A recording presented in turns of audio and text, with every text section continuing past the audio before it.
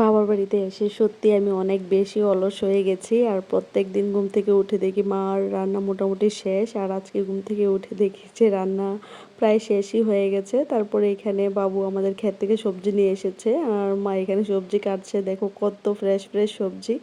আর এখানে মা রান্না করেছে ওর জন্য, এই যে এখানে টক করেছে আর ওর জন্য একটা সবজি তরকারি রান্না করেছে, তো ভাজি করেছে, কচু শাক করেছে, তো সেগুলি আর তোমাদের সাথে শেয়ার করতে পারিনি।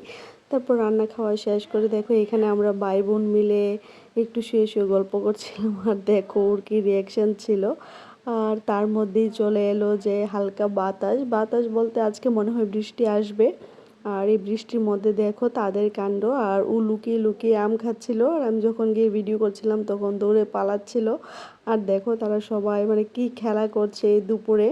আর আমার বাবার বাড়ির সঙ্গে যেহেতু মানে বাগান আছে, তো অনেকটাই ছায়া থাকে, আর এই ছায়ার মধ্যে তাদের মানে খেলা বেশ জমেই যায়। তো তোমরা অবশ্যই বলবে যে তোমাদের কাছে তাদের খেলা কেমন লাগে। আমার তো এগুলি দেখতে দেখতে সারাদিন কেটে যায়। তো আজ এই পর্যন্তই, টাটা।